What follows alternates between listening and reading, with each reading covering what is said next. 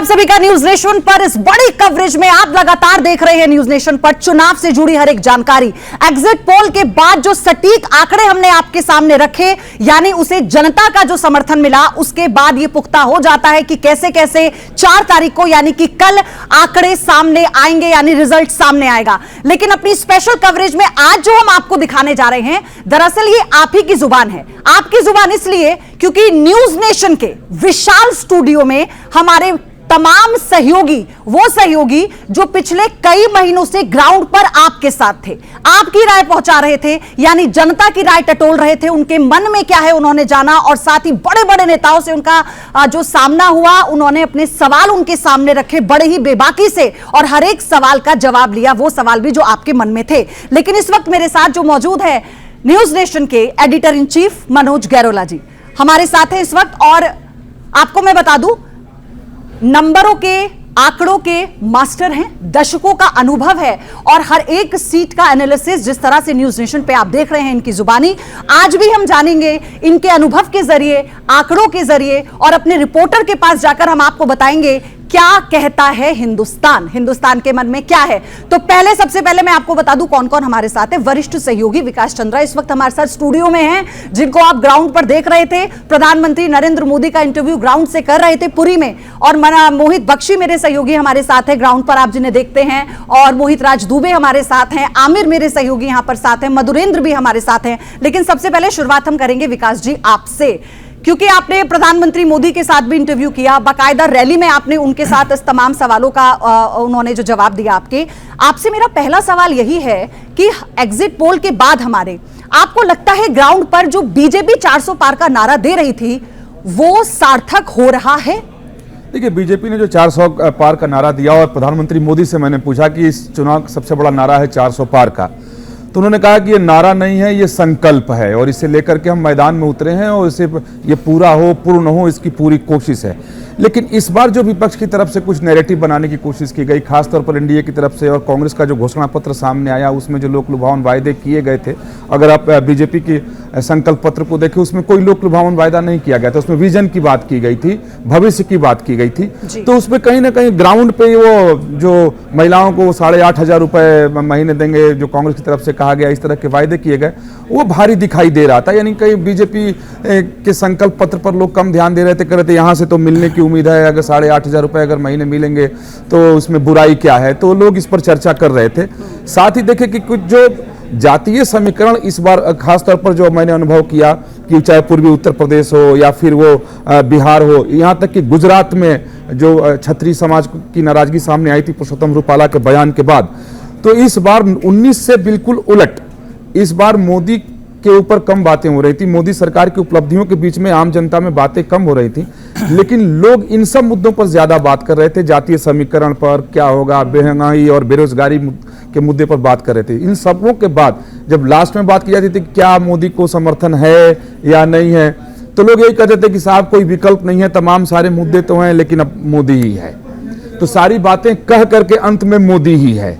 लेकिन ये कहीं ना कहीं असर डाला है, बिहार में भी डाला है, उत्तर प्रदेश में, राजस्थान में, गुजरात में भी असर डाला है कि जो 400 पार का एक सपना था इन लोगों का, तो वो मुझे ऐसा नहीं लगता कि एकदम 400 पार हो जाएगा। लेकिन हाँ, उससे ये जरूर हुआ कि लोगों में एक माहौल बना, विरोधियों पर दबाव बना, और उस दबाव का फायदा बीजेपी को हुआ है, और कल तो परिणाम सामने आएगा तो आ जाएगा। लेकिन इस बार 19 से उलट मुद्दे, एजेंडे, जातीय समीकरण और जो संविधान और आरक्षण को लेकर के विपक्ष की तरफ से जो एक नैरेटिव बनाने की कोशिश की गई, तो उस नैरेटिव पर लोग बातें भी करते थे। ऐसा नहीं था कि लोगों ने खारिज कर दिया हो। खासतौर पर दलित समाज के लोग उस पर बात करते थे कि क्या वाकई में कि अगर मोदी को 400 आएगा, ये 400 इसीलिए मांग रहे हैं कि इन्हें संविधान को खत्म कर देना है, और हमें जो आरक्षण मिल रहा है उस आरक्षण को वो खत्म कर देंगे, संविधान ही खत्म कर देंगे। तो ये कहीं ना कहीं लोगों के दिमाग में था। और खासतौर पर जब राजस्थान में हम घूम रहे थे तो वहां के दलित समाज में ये बातें बहुत ज्यादा अंदर तक थी कि 400 इसलिए मांग रहे हैं क्योंकि इनको आरक्षण खत्म करना है, संविधान खत्म करना है। जी, मनोज जी के भी सवाल हैं आपसे। मनोज सर भी सिलसिलेवार तरीके से एक सवाल आप लोगों से लेके मनोज। हाँ, देखिए विकास, ये आपका कहना बिल्कुल ठीक है कि मोदी का कोई ऑप्शन नहीं है, क्योंकि हमने जो अपना सर्वे किया, हमारे सर्वे में भी फाइंडिंग यही थी, 63% लोगों की पहली पसंद प्रधानमंत्री के तौर पे मोदी ही थे। लेकिन एक और बात है कि अगर हम नॉर्थ इंडिया की बात करें तो हमने सर्वे में अपने देखा कि राजस्थान में बीजेपी की सीट थोड़ी कम होती हैं, हरियाणा में थोड़ी सीट कम होती हैं, लेकिन उत्तर प्रदेश में बीजेपी की सीट पहले के मुकाबले इंक्रीज होती है। तो आपको क्या लगता है कि योगी फैक्टर इस इलेक्शन में कितना बड़ा था और आने वाले टाइम पे योगी की की जो इम्पोर्टेंस है वो क्या होगी? तो योगी फैक्टर बहुत बड़ा फैक्टर उत्तर प्रदेश में दिखाई दिया, क्योंकि तब अगर जैसे किसी से बात कर रहे हैं 20 लोगों का समूह अगर है, कहीं हम बैठे हैं, रिपोर्टर है, लोग समझते थे कि हाँ रिपोर्टर आए हैं, चुनावी चर्चा शुरू होती थी तो तमाम बातें होती थी, सारे समीकरणों पे बात, जातीय समीकरण, एजेंडे, मुद्दे, महंगाई, बेरोजगारी, आवारा पशु, अगर उत्तर प्रदेश की बात कर लें। लेकिन उसमें से जैसे अगर कोई योगी का विरोध अगर कर रहा है तो तपाक से कानून व्यवस्था की बात आ जाती थी, उन्हीं लोगों के बीच से आ जाती थी, और वो कानून व्यवस्था का मसला आते ही जैसे एक ऐसी स्थिति उत्पन्न हो गई बस्ती में, जो मेरा अपना अनुभव है कि एक ही समाज के लोगों की वहां पर उपस्थिति थी और लोग लगातार बीजेपी के विरोध में बात कर रहे थे और कई तरह की बातें वहां हो रही थी। जैसे ही कानून व्यवस्था की बात आई तो उसी समाज का एक व्यक्ति खड़ा हुआ, कहा कि ये लोग अपने सीने पर हाथ रख के बोलें कि क्या साइकिल से अगर योगी बाबा की सरकार नहीं होती तो क्या अपनी बच्चियों को बस्ती कॉलेज तक भेज सकते थे? अगर ये लोग कह दें तो हम भी मान जाएंगे, हम भी बदल जाएंगे। तो योगी का बहुत बड़ा असर खास तौर पर कानून व्यवस्था की स्थिति को लेकर के, और जो योजनाएं चली हैं उसका लाभ जो सही ढंग से लोगों तक पहुंचाने में कामयाब रहे योगी, तो उसका फायदा बीजेपी को सीधे तौर पर उत्तर प्रदेश में मिला है। हालांकि आप दोनों बातें कर रहे थे, आप विजन डॉक्यूमेंट की भी बात कर रहे थे विकास जी, आप कांग्रेस की भी गारंटीज की बात कर रहे थे, लेकिन कितना लोगों ने इन्हें नंबर दिया है अब इनके घोषणा पत्र पर, ये तो खैर कल पता लग जाएगा, और वो वोट में कितना कन्वर्ट हुआ है। लेकिन मोहित राज दुबे, मैं आ रही हूं आपके पास, लंबे समय से आप कांग्रेस भी कवर कर रहे हैं, कई बार आपने इस पूरे इलेक्शन कवरेज में प्रियंका गांधी से लगातार बात करते रहे आप, लेकिन मैं आपसे ये जानना चाहती हूं कि भारत जोड़ो यात्रा के बाद 2019 के और 2024 के राहुल गांधी में कितना अंतर आपने देखा, और वो जो पूरा कैडर है वो ग्राउंड पर आपको कैसा दिख रहा है, क्या कह रहे हैं ग्राउंड पर जो हालात हैं? देखिए प्रयोगी, बड़ा महत्वपूर्ण आपने सवाल कर दिया है कि राहुल गांधी की जो यात्रा, भारत जोड़ो यात्रा चली, जो कन्याकुमारी से लेकर कश्मीर तक चली, 4000 किलोमीटर की यात्रा रही, राहुल गांधी में परिवर्तन क्या हुआ? दरअसल राहुल गांधी में परिवर्तन बहुत हुआ। परिवर्तन ये हुआ कि जो उनका इंटरेक्शन का तरीका था, टू वे कम्युनिकेशन का जो तरीका था, वो पहले के तुलना में मजबूत हुआ। उन्होंने लोगों से, कार्यकर्ताओं से, जनता से, महिलाओं से, युवाओं से, किसानों से, खासतौर पे पूर्व फौजियों से मुलाकात की, और उस मुलाकात का उनके खासतौर पे कार्य करने के स्टाइल में बहुत बड़ा असर हुआ। और भारत जोड़ो यात्रा को हमने लगभग कवर किया है, कन्याकुमारी से लेकर कश्मीर तक मैंने खुद कवर किया है। उसमें राहुल गांधी खुद इंटरेक्शन के लिए महिलाओं के पास जाते थे, मुलाकात करते थे, उनसे इनपुट किया करते थे, और सिविल सोसाइटीज के लोगों से भी वहां पे वो मुलाकात किया करते थे, और उस मुलाकात में जो इनपुट्स, जो रिपोर्ट्स आती थी, बाद में उसका वो अध्ययन किया करते थे। और मैनिफेस्टो में खासतौर पर राहुल गांधी ने खुद बोला है, और मैनिफेस्टो में कहीं ना कहीं वो चीज आपको दिखाई देती है कि महिलाओं के खातों में जो है 8500 रुपए जो है प्रति महीना देंगे, और नौजवानों को 30 लाख पक्की नौकरी देंगे, मनरेगा को बढ़ाएंगे, 400 रुपए मनरेगा देने की प्रति महीना देने की, प्रतिदिन देने की बात कही है। तो तमाम ऐसे जो मुद्दे थे उसको लेकर राहुल गांधी कहीं ना कहीं ज्यादा मुखर दिखाई दिए, और भारत जोड़ो यात्रा का उनके पूरी पर्सनालिटी पे बहुत बड़ा असर पड़ा। और एक सबसे बड़ा असर ये पड़ा कि जो विपक्षी, खासतौर पे जो विरोधी उनके हैं, जो लगातार राहुल गांधी को निशाने पे लेते थे और कहते थे कि Rahul Gandhi non serious politics है, उसके बाद कहीं ना कहीं राहुल गांधी को सीरियस पॉलिटिशियन के तौर पर लिया जाने लगा। मोहित, क्या लोगों ने उन्हें सीरियस लिया इस बार? ये भी तो बहुत महत्वपूर्ण सवाल है ना मनोज सर। हाँ, देखिए ऐसा है कि अगर हम देखें तो कांग्रेस इस बारी नैरेटिव सेट करने में एक उनको कामयाबी मिली। जिस समय इलेक्शन शुरू हुआ था उस समय में बीजेपी पूरा डेवलपमेंट के इशू में थी, लेकिन सेकंड फेज़ के बाद उन्होंने अपनी टोन चेंज करी, क्योंकि उस समय कास्ट सेंसस कांग्रेस का एक ऐसा वो था, नैरेटिव था जो कि बड़े अच्छे से एस्टेब्लिश हो चुका था। लेकिन इस सब के बावजूद भी हम देखते हैं कि ये सब जो नैरेटिव है सीट में मतलब एग्जिट पोल के अनुसार तो सीटों में जो फ़ायदा होना चाहिए कांग्रेस को वो दिखता नहीं है। दूसरा ये कि प्रियंका गांधी के बारे में आपको क्या लगता है कि उनका आने वाले टाइम पे क्या रोल होगा? क्योंकि इस बार हमने देखा कि उनकी स्पीच बहुत अच्छी थी, उनके जो इंटरव्यूज़ थे जो कि आपने भी किए वो काफ़ी अच्छे थे, और एक अच्छे कम्युनिकेटर के तौर पे वो इस इलेक्शन में एस्टेब्लिश हुई है। मनोज सर, बहुत महत्वपूर्ण आपने ये सवाल कर दिया। न्यूज नेशन इकलौता ऐसा चैनल था जिसने 5 बार प्रियंका गांधी का इंटरव्यू लिया। पहला इंटरव्यू, सबसे पहला इंटरव्यू हमने उनका किया था छत्तीसगढ़ में, उसके बाद हमने अमेठी रायबरेली में उनका इंटरव्यू किया। न्यूज नेशन इकलौता ऐसा चैनल है जिसने राहुल गांधी का वायनाड में सबसे पहला इंटरव्यू किया था। दरअसल जो आप कह रहे हैं कि प्रियंका गांधी का भविष्य होगा क्या, यही सवाल हमने मल्लिकार्जुन खड़गे से भी पूछा था कि प्रियंका गांधी धुआंधार प्रचार कर रही है, पसीना बहा रही है, अमेठी से लेकर रायबरेली, रायबरेली से लेकर पूरे देश में वो प्रचार कर रही हैं। वो मतलब उनका भविष्य किस रूप में चुनावी तौर पे देखा जाए, तो उनका ये कहना था वक्त आएगा तो चुनाव लड़ेंगे। लेकिन हाँ, इसमें कोई शक नहीं है कि जो वो अपनी बात रखती हैं वो बहुत सटीक रखती हैं, पॉइंट टू पॉइंट रखती हैं। जैसे मंगलसूत्र की बात थी, प्रधानमंत्री का जो बयान आया था, उसके बाद जो उनका जवाब आया था तो वो उसने पूरे नैरेटिव को कहीं ना कहीं चेंज कर दिया था। तो प्रियंका गांधी जिस तरीके से बात करती हैं, टू वे कम्युनिकेशन उनका होता है, महिलाओं से, नौजवानों से बहुत सही ढंग से बात करती है और हर सवाल का वो जवाब देती है। हमने तमाम उनसे सवाल किए थे, उन्होंने किसी सवाल को डग नहीं किया। तो बात है ना, बेटी हूं, लड़ सकती हूं, अगर लड़ लेती तो शायद ज्यादा और अच्छा मैसेज जाता, क्योंकि पार्टी के कार्यकर्ताओं को और लोगों को भी लग रहा था कि इस बार तो खैर प्रियंका चुनावी रण में उतरेंगी। लेकिन मोहित बख्शी अब हमारे साथ हैं, मोहित बख्शी के पास हम चलेंगे। मोहित, आपने दिल्ली को बहुत लंबे समय से कवर आप कर रहे थे, इलेक्शन में आपने अरविंद केजरीवाल का इंटरव्यू भी किया, अब उन्हें वापस जेल जाना पड़ गया है। उनके जेल से आने के और जेल जाने तक के बीच क्या आपको दिल्ली में ये हवा बदलती हुई नजर आई? क्या सिंपैथी आपको मिलती हुई नजर आ रही है? क्या आपने देखा है ग्राउंड पर? देखिए, मैं दिल्ली, हरियाणा, पंजाब तीनों जगह पर गया और जहां सबसे महत्वपूर्ण है दिल्ली, जिसका आपने जिक्र किया, मैं आपको ये बता दूं कि 21 मार्च जिस दिन अरविंद केजरीवाल की गिरफ्तारी हो गई, हम लगातार चर्चा कर रहे थे कि ऐसा माहौल था कि कहीं बीजेपी को कोई टक्कर देने वाला था ही नहीं। ऐसी स्थिति ग्राउंड की साफ तौर पर नजर आ रही थी कि दिल्ली में हर हाल में 7-0 होने जा रहा है। कुछ जैसे ही गिरफ्तारी हुई, कुछ माहौल जरूर बदला।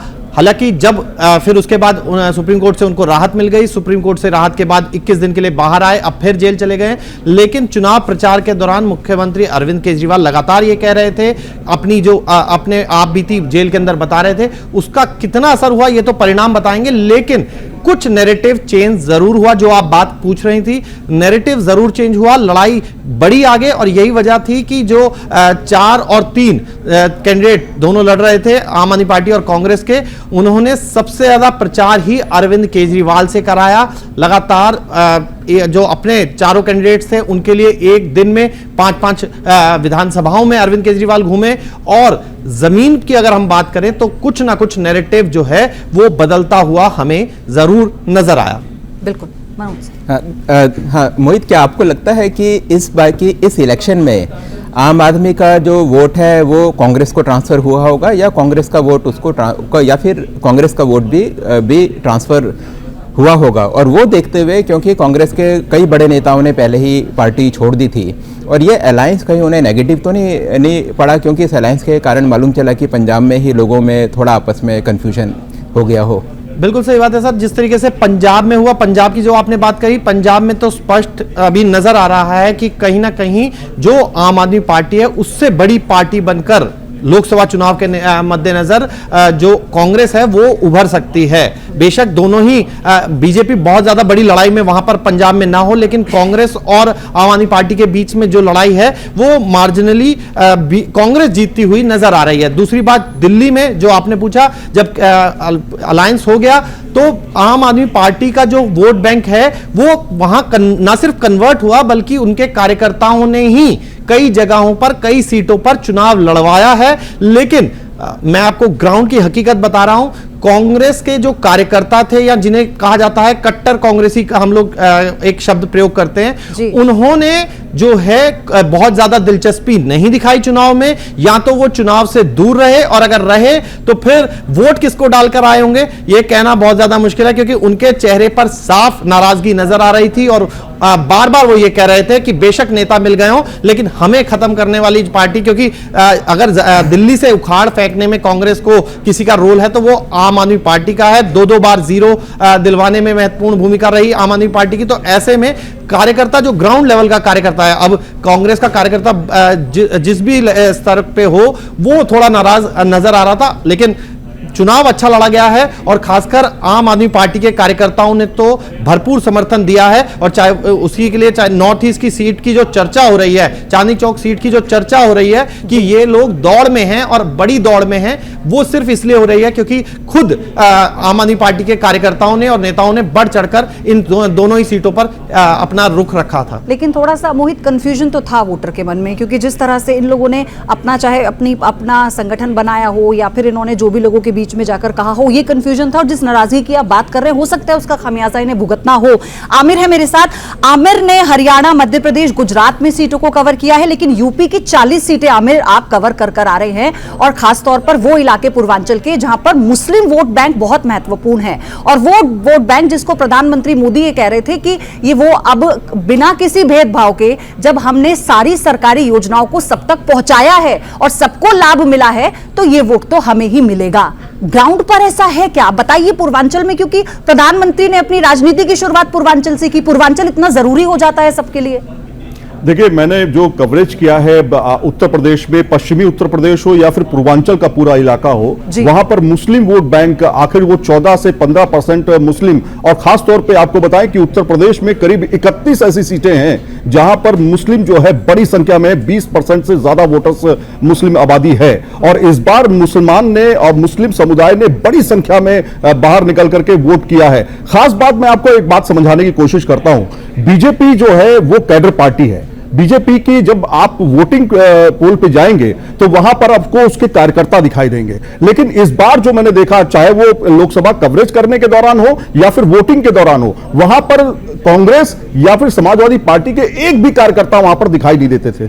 तो कुल मिलाकर के यह है कि सिस्टमैटिक तरीके से पोल के हिसाब से जिस तरह से बीजेपी ने इस बार चुनाव लड़ा है, खासतौर से उत्तर प्रदेश की बात करें, वो काबिल तारीफ है। पहली चीज। दूसरी चीज ये कि अगर मुस्लिम समुदाय की बात करें, जो आपने सवाल पूछा कि क्या उनको लाभ मिला है, दरअसल देखिए, सीधी तौर पर योजनाओं की बात करते हैं, चाहे वो आवास योजना हो, चाहे वो आयुष्मान योजना हो, चाहे वो गैस सिलेंडर के लिए तमाम उज्ज्वला योजना हो, तमाम ऐसी योजनाएं जो सरकार, केंद्र सरकार चला रही है, उसका फायदा कई इलाकों में हम गए तो वहां के लोगों ने हमें बताया कि मुसलमानों को उसका फायदा ज्यादा मिला है, बनिस्बत इसके कि उनको ऐसा ना लगे कि उनके साथ पक्षपात किया जा रहा है। तो यह फायदा सीधे तौर पर बीजेपी को मिलता हुआ नजर आया है। यह बात अलग है कि मुस्लिम जो साइलेंट और इस बार अंडर करंट वोटिंग की बात कही जा रही थी, उसमें मुसलमान ने कितना बढ़ चढ़ करके बीजेपी को चुना है, क्योंकि कहा जाता है, अमूमन यही बात होती है कि बीजेपी जो है, बीजेपी को मुसलमान वोट नहीं करता। लेकिन इस बार तस्वीर कुछ बदली हुई थी, क्योंकि विकास के मुद्दे पर चुनाव लड़ा जा रहा था, योजनाओं के मुद्दे पर चुनाव लड़ा जा रहा था, और तमाम जगहों पर अगर हम देखें, कुछ ऐसी सीटें मैं निकाल के लाया हूं जिसमें प्रभाव पड़ सकता है। खासतौर पर अगर आप गाजीपुर सीट की बात करें, जिसमें 58% वोटिंग जो है 2019 में हुई थी, और 54% वोटिंग जो है 2014 में हुई थी, वो बढ़ी, और इस बार मुसलमान ने बढ़ चढ़ कर हिस्सा लिया। लोकतंत्र में मुसलमान जो है इस बार उसने तय किया कि आखिर विकास कौन कर रहा है, क्योंकि कई इलाकों में हम गए जहां पे हमने अलग अलग सेक्टर के लोगों से बातचीत की, मुस्लिम समुदाय के, जिन्होंने कहा कि देखिए भाई, 70 साल में तो हमारा विकास हुआ नहीं, इससे पहले जो सरकारें थी, क्या अगर उन्होंने मेरा विकास किया होता तो मुसलमानों की शिक्षा, मुसलमानों का रहन सहन, मुसलमानों का व्यापार, मुसलमानों का रोजगार और मुसलमानों को जो नौकरियां मिलती थी वो क्यों नहीं मिलती थी? तो सवाल बहुत कठिन थे और उसका जवाब उन्होंने मुखर होकर के दिया। तो मुझे ऐसा लगता है कि इस बार मुसलमान ने बड़ी तादाद में वोट किया है, वो घर से जरूर निकले हैं, लेकिन ये बात जरूर है कि साइलेंट वोटर्स थे बहुत ज्यादा, जिनसे बातचीत करके और चीजें निकलवाने को लेकर के कोशिश हमने बहुत की, बहुत सारे लोगों ने मुखर होकर बोला, लेकिन मैक्सिमम लोग साइलेंट थे। ये वोट किधर जाता है ये देखना होगा, क्योंकि पिछली बार 8% मुस्लिम वोटर्स जो थे उन्होंने वोट किया था बीजेपी को। इस बार मुमकिन है कि ये 11% से 12% तक हो जाए, लेकिन सवाल यह खड़ा होता है कि विकास का मुद्दा जो था उनके हिसाब से सबसे बड़ा मुद्दा था, जो कि अभी दो बार से बीजेपी करती हुई आई है। आपको बताएं, पूर्वांचल के क्षेत्र में हम जब जाते थे, अगर हम 2014 से पहले की बात करें तो सड़कें ऐसी थी कि आप सड़कों पर चल नहीं सकते थे, लेकिन इस बार जब पूर्वांचल एक्सप्रेसवे का इस्तेमाल किया हम लोगों ने, खासतौर पर 15,000 किलोमीटर की हमने यात्रा की है उत्तर प्रदेश में, उसमें जो हाईवेज का इस्तेमाल हमने किया वो काफी लोगों को पसंद आया। खासतौर पर जब हम वहां पर पहुंचते थे तो यही कहते थे कि आप हाईवे से तो आए हैं, जो पास में हमारा 10-15 किलोमीटर का हाईवे है वही इस्तेमाल किया होगा आपने। तो कहीं ना कहीं इसका इंपैक्ट जो है, इसकी चर्चा है, पूरे देश में इसकी चर्चा है। मनोज सर, हाँ, देखिए, आपने ये अभी कहा कि जो सोशल सिक्योरिटी स्कीम्स हैं सरकार की और दूसरा जो डेवलपमेंट है, इन दोनों का एक आम आदमी के ज़िंदगी में काफ़ी ज़्यादा असर पड़ा है। लेकिन आमिर, हमें ये भी हमें देखना होगा कि इस सरकार के कई सारे पॉजिटिव चीज़ें हैं, लेकिन इन्फ्लेशन तो भी एक बहुत बड़ा फैक्टर रहता है, महंगाई जिसे हम बोलते हैं। और उसी तरीके से अमीर और गरीब के बीच की जो खाई है, अगर हम देखें तो इस सरकार में वो काफ़ी ज़्यादा बड़ी है। और तीसरी, और ये दो मेरे ख्याल से मेन फैक्टर हैं। और दूसरा, अगर हम एम्प्लॉयमेंट की बात करें तो एम्प्लॉयमेंट भी एक क्वेश्चनेबल सब्जेक्ट है। तो और एक जो यूथ है, यूथ, और ये कम से कम दो चीज़ें, कम से कम एम्प्लॉयमेंट तो एक ऐसा है कि यूथ को जो कि अट्रैक्ट करता है। जब आप फील्ड में गए तो आपको लगा कि ये भी इस इलेक्शन में इश्यूज हैं? देखिए मनोज सर, सबसे बड़ा सवाल जो था वो यही था कि जो युवाओं के पास हम पहुंच रहे थे, खासतौर पे मुस्लिम युवाओं के पास जब हम पहुंचे थे, तो उनके सामने सबसे बड़ा इशू था शिक्षा का। वो शिक्षा चाहते थे, रोजगार चाहते थे, और उनके पास व्यापार जो चल रहा था उनका व्यापार चाहते थे। तो इस मामले पर ज्यादातर मुस्लिम जो समुदाय के युवा थे, खासतौर पे जिनसे हमने शिक्षा को लेकर बातचीत, जिनसे हमने रोजगार को लेकर के बातचीत की, उनका ज्यादातर लोगों का कहना था कि किसी भी सरकार में हमको ये नहीं मिल पाया आज तक। वो इसी बात का इंतजार करते रहे कि भैया हमको ये सरकार बेहतर हमारे लिए करेगी, ये सरकार हमारे लिए बेहतर करेगी। वो इस बात को लेकर के जरूर आशावान थे कि हमें आने वाली सरकार, जो मजबूत सरकार होगी, हमारे लिए कुछ कर सकती है। लेकिन फिर वो चले जाते थे सीधे विकास के मुद्दे पर कि विकास जो हमारे क्षेत्र में हो रहा है, मेडिकल कॉलेजेस खुल रहे हैं, स्कूल्स खुल रहे हैं, यूनिवर्सिटीज खुल रही हैं, अस्पताल खुल रहे हैं, तो कम से कम उस क्षेत्र में जो, आपको एक बात बताऊं, जैसे उत्तर प्रदेश में वन डिस्ट्रिक्ट वन प्रोडक्ट वाली बात जो सामने आई, उसने काफी ज्यादा बिजनेस को इजाफा दिया, खासतौर पे युवाओं को प्रेरित किया कि वो अपने इलाके में कम से कम रह करके। माफियाओं पर जो डंडा योगी सरकार का चला, वो भी एक बहुत बड़ा फैक्टर है इसी बीच, क्योंकि ये हमें देखना होगा और इस पर वोट पर कितना असर पड़ता है ये भी हमें देखना होगा। इस पर भी हम आगे बात करेंगे। मधुरेंद्र भी हमारे साथ हैं। मधुरेंद्र, क्योंकि लंबे समय से मधुरेंद्र दिल्ली भी कवर कर रहे हैं, पंजाब हरियाणा भी मधुरेंद्र कवर करते आए हैं। मधुरेंद्र, आपसे मैं दिल्ली पर भी बात करूंगी, लेकिन हरियाणा और पंजाब के बारे में आप मुझे बताइएगा कि क्या खट्टर का जो शासनकाल रहा उसको लोग कंपेयर करेंगे क्या वोट देते वक्त, या फिर मोदी लोगों के जहन में था? यहां पर जो हम देख रहे हैं बीजेपी को नुकसान होता हुआ नजर आ रहा था, क्या ये ग्राउंड पर है? क्या सिचुएशन है? और दिल्ली में आप एक साथ है लेकिन पंजाब में आप अलग अलग है। मैं बीजेपी की भी बात करूं, आम आदमी पार्टी की भी बात करूं, और मैं कांग्रेस की भी बात करूं, तो ये आप कैसे देख रहे हैं? देखिए, दिल्ली में जो फैक्टर्स जिसकी हम चर्चा कर रहे थे, अभी मोहित बख्शी भी चर्चा कर रहे थे, हाँ। ये एक ऐसा चुनाव है जो कि 14 और 19 से थोड़ा अलग चुनाव है, क्योंकि 2014 और 2019 का जो चुनाव था उसमें तीनों पार्टियां अलग अलग लड़ी थी, यानी बीजेपी की बात करें, कांग्रेस की बात करें, आम आदमी पार्टी की बात करें। इस बार का जो अलायंस है, खासतौर पर बीजेपी बनाम आम आदमी पार्टी और कांग्रेस का जो अलायंस है, उसमें कांग्रेस के साथ सबसे बड़ी समस्या क्या है कि उसका जो ग्राउंड लेवल वर्कर है वो पूरी तरह से डिमोरलाइज था, क्योंकि पार्टी पूरी तरह से टूटकर बिखर चुकी थी। और दूसरी सबसे बड़ी बात कि जो आप राज्य स्तर पर जिन चेहरों के जरिए कनेक्ट करते थे, वो भी दरअसल भारी संख्या में, आप देखिए तो कांग्रेस के प्रदेश अध्यक्ष अरविंदर सिंह लवली सहित जो तमाम बड़े नेता थे, उन्होंने भी साथ छोड़ दिया था। तो आम आदमी पार्टी जितनी शिद्दत से चुनाव लड़ रही थी, उतनी शिद्दत से कांग्रेस का जो स्टेट यूनिट था वो चुनाव लड़ता हुआ दिखाई नहीं दे रहा था। दूसरी महत्वपूर्ण बात देखिए कि जिस तरह से फैक्टर्स काम करते हैं, चूंकि नेशनल फैक्टर दिल्ली में काम करते रहे हैं, क्योंकि हमने 14 में देखा 7 सीट बीजेपी ने जीता, 19 में देखा 7 सीट बीजेपी ने देखा, लेकिन इस चुनाव में बीजेपी ने अपने 7 में से 6 कैंडिडेट बदल दिए थे। यानी बीजेपी को भी अनुमान था कि एक एंटी इनकम्बेंसी का जो फैक्टर है वो उनके कैंडिडेट्स के खिलाफ ग्राउंड पर बन चुका है, तो हमें कैंडिडेट्स बदलने पड़ेंगे, और इसलिए बदला गया। अब जो परिणाम है वो 7-0 के तौर पर हम इसीलिए देख रहे हैं दिल्ली में, क्योंकि एक तो बीजेपी ने अपने कैंडिडेट्स बदल दिए, और दूसरा जो पीएम मोदी का फैक्टर है वो काफी बड़े पैमाने पर दिल्ली में काम करता हुआ हमें दिखाई दे रहा है, क्योंकि लोगों को पता है कि हमें प्रधानमंत्री का चुनाव करना है, दिल्ली के मुख्यमंत्री का चुनाव नहीं करना है। तो ये जो कंसेंसस है, एक तरह से देखा जाए पब्लिक के माइंडसेट में, वो दिल्ली में दिखाई देता है। कमोबेशी हम हर राज्य में देख रहे हैं। जब हम लोकसभा की बात कर रहे हैं तो हम हर राज्य में देख रहे हैं ये चीज। मनोज सर, अच्छा देखिए, ऐसा क्या है मधुरेंद्र कि 10 साल के टर्म के बाद भी बीजेपी उतनी ही पॉपुलर है? क्या इसका रीज़न ये है कि मोदी का काम इतना अच्छा है, या फिर आज की डेट में जनता के सामने अपोजिशन इतना ज़्यादा वीक है कि उनके सामने कोई और ऑप्शन ही नहीं है? मनोज सर, हम लोग देख रहे हैं 2014 से आगे की तरफ बढ़ते हैं और 24 तक चले आते हैं तो भारत में चुनाव का एक पैटर्न बदला है। अब ये चुनाव जो है वो प्रेसिडेंशियल इलेक्शन काइंड ऑफ हम देख सकते हैं, जिसमें एक चेहरा दिखाई देता है और एक स्टारडम दिखाई देता है। उस चेहरे के बनाम कौन खड़ा होता है, ये एक बड़ी लड़ाई के तौर पर हम देखते हैं। तो जाहिर है कि पीएम मोदी के चेहरे के सामने, नरेंद्र मोदी के चेहरे के सामने कोई चेहरा ऐसा प्रस्तुत करने में इंडिया अलायंस जो है वो सक्षम दिखाई नहीं दिया। और जमीन पर जब हम जाकर बात कर रहे हैं, लोगों से हम इंटरेक्ट कर रहे हैं, तो लोगों के बीच जब सीधा सवाल पूछते हैं कि किसे प्रधानमंत्री चुनेंगे, पीएम मोदी का विकल्प कौन है, तो पब्लिक जो रिप्लाई करती है उसकी रिप्लाई में भी हम रीड करने की कोशिश करते हैं और पब्लिक खुद कहती है कि कोई विकल्प तो नहीं है। तो पीएम मोदी का कोई विकल्प तो साफ तौर पर इस देश में नहीं दिखाई देता। और ये ताकत है बीजेपी की, जिसके बदौलत हम देख रहे हैं कि एग्जिट पोल सीधे तौर पर बीजेपी को फायदा पहुंचाते दिखाई दे रहे हैं। और यही सबसे बड़ी कमजोरी है विपक्ष की, जिसके चलते हम देख रहे हैं कि विपक्ष के साथ जनता, हालांकि नैरेटिव करने में विपक्ष कामयाब रहा, जैसा कि आपने खुद कहा, वो हमने देखा कि कास्ट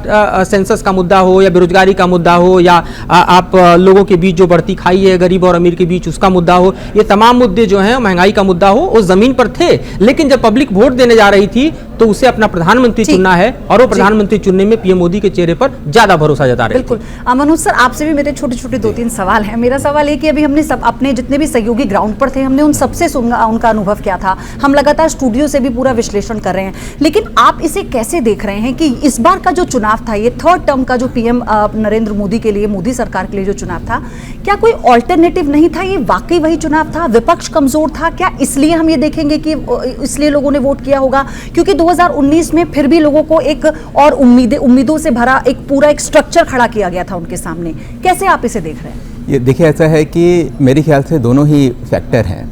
एक तो मोदी सरकार का काम काफ़ी अच्छा है। अगर हम डिफरेंट सेक्शंस ऑफ सोसाइटी देखें तो इस सरकार ने हर सेक्शन के लिए कुछ काम किया है। For example social security schemes की हम बात करें, सोशल सिक्योरिटी स्कीम्स जनरली जो लोअर सेगमेंट होता है सोसाइटी का, जो नीचे का तबका होता है, उसको डायरेक्ट बेनिफिट उससे होता है, चाहे जो राशन है उसके घर में आए या वो बने, टॉयलेट्स बने, जो भी बने।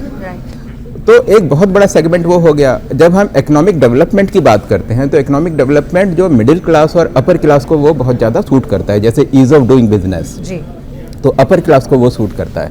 इकोनॉमिक डेवलपमेंट जो है वो जनरली मिडिल क्लास को वो चीज़ सूट करती है। और ये तो हमें मानना ही पड़ेगा कि हमारी जो जीडीपी है उसकी ग्रोथ रेट 8.2% है, जो कि पूरे संसार में हाईएस्ट है। और क्योंकि वो तबका पढ़ा लिखा होता है, वो ये देखता है कि इस समय यूरोप में हालत बहुत ख़राब है, वहाँ नौकरियाँ नहीं हैं, इंग्लैंड में नौकरियाँ नहीं हैं, एशिया में हालत ख़राब है, लेकिन हमारे देश की जो आर्थिक जो तरक्की है वो काफ़ी अच्छी है। और तीसरा, जब हम बात करते हैं कि इंटरनेशनल इमेज हमारी इम्प्रूव होती है, राम मंदिर हमारा बन गया, आर्टिकल 370 हो गया, CAA इम्प्लीमेंट हो गया, तो ये सब चीज़ मिलाकर जो एक पॉजिटिव फैक्टर आता है वो सारे के सारे वर्क को अपील करता है। दूसरी तरफ ये भी ठीक है कि अपोजिशन आज की डेट में बहुत ही वीक है। और इंडी अलायंस जो बाद में बना, अगर ये 6 महीने पहले बनता तो हो सकता है कि इसका थोड़ा इम्पैक्ट पड़ता और इनकी स्ट्रैटेजीज में थोड़े से बदलाव होते, शायद चेहरा अगर पहले लोगों के बीच में चला गया होता तो शायद कुछ और तस्वीर अलग होती। यहां रुक रहे एक ब्रेक के लिए। आप सभी का बहुत बहुत धन्यवाद हमारे साथ जुड़ने के लिए। आपको सारी जानकारी कल आप देखिएगा, एकदम सटीक नतीजे सुबह 6 बजे से सिर्फ न्यूज नेशन पर। बने रहिए।